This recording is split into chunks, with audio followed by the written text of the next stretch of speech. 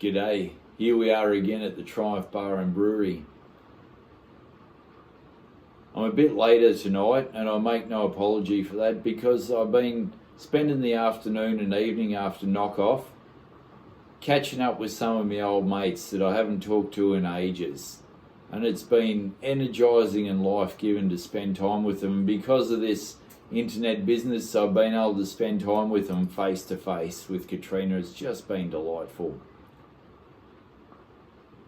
Friendship is something that gets mentioned in the ancient scriptures, and that's what we're here for. Wednesday Word of Wisdom. So here we are,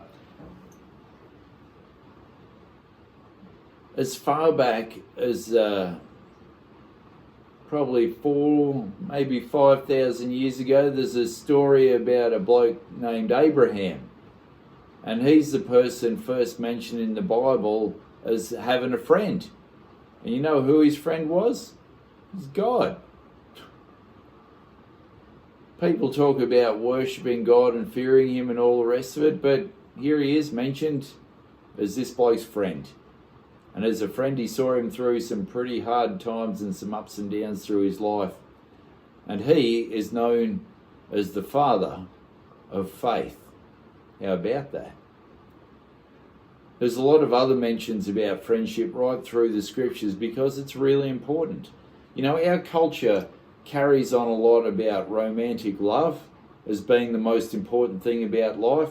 But I tell you what, in my experience, if you can count a handful of friends like this who know you and have got your back, you are the most blessed person in the world. And if one of those people, you happen to marry them, that's even better. But again, that's based on friendship.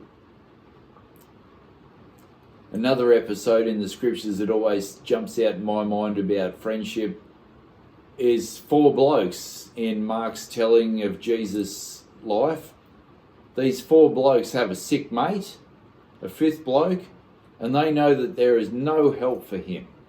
Not from the doctors, not from anywhere else, but they've heard about this Jesus bloke. So they come running with him in a stretcher. And they get to the Jesus house and the place is surrounded by a giant crowd. So they push their way through the crowd, climb up onto the roof of the house, and then take a crowbar and a pickaxe to the roof of the house where Jesus is and dig a hole through the adobe, through the mud and stick, and then lower their mate down by ropes through there. And Jesus says, well, on account of their faith, you're healed, son. Get up, take your mat and go home. You're well now. And that's exactly what he did. Had the people in the house, their jaws were on the ground because they're like, what just happened? What happened was friendship. On the night before he died, Jesus said this: "This is my commandment, that you love one another as I have loved you.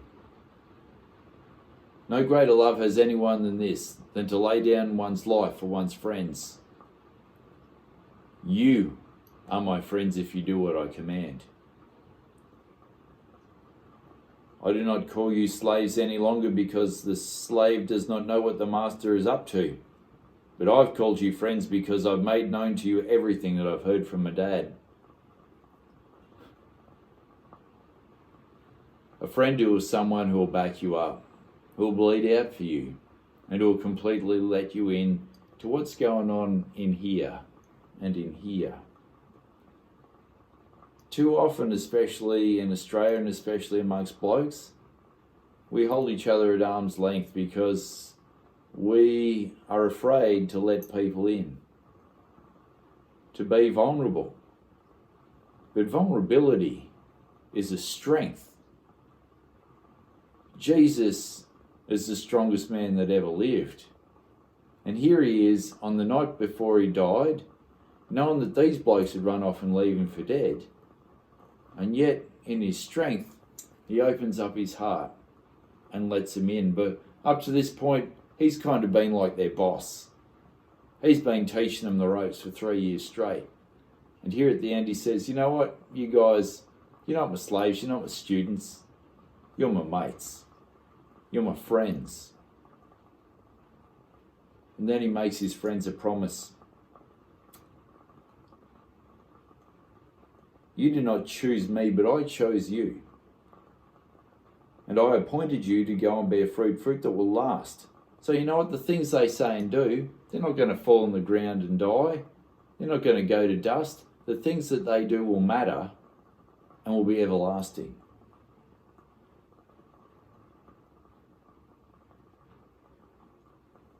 I've appointed you to go and bear fruit that will last, so that the Father will give you whatever you ask him in my name. A true friend will let you ask for anything, and they'll do it to back you up. God makes that promise through Jesus to us. I'm giving you these commands so that you may love one another. And that's not romantic love, that's not touchy-feely love, that's the word agape. Love as a choice. God chooses to love us. And in friendship, we choose to love people because, you know, our best mates, some days they will cheese us off. They'll drive us crazy, but we hang on to them because there's something about them that is compelling, that is just endearing, that we can't let go of. It's not just about their, you know, the look of their faces or our shared history together with them. There's something about them that we will not let go of them. Well, magnify that feeling out infinitely. That's the kind of love, that's the kind of friendship God offers us through Jesus. He's making you that offer tonight. You did not choose me, Jesus says, but I chose you. Jesus doesn't command a lot, hardly anything actually. And this is one of the very few things. Love one another as I have loved you. Be willing to lay down your life for one another, to lay down your priorities for the sake of someone else's. Be willing to let them into your life. At this time when the world is shut down, is there someone you need to call? Write a letter to, send an email to, pick up with where you left off from. I was blessed that last Wednesday, out of the blue, I saw a name come up on my phone. I was like, wow. 10 years ago, I was in the middle of a phone conversation with an old mate from high school and we got cut off. And for one reason or another, we both didn't manage to call each other again. And here we were 10 years later. I was standing in a car park. He was shut down at his home, and he'd seen my name come up, and he thought, why haven't I called this guy in so long? He rang me, and you know what the cool thing is, the blessing is? We picked up exactly where we left off. And we were both enriched for it and encouraged by it. And we promised to call each other a bit sooner the next time.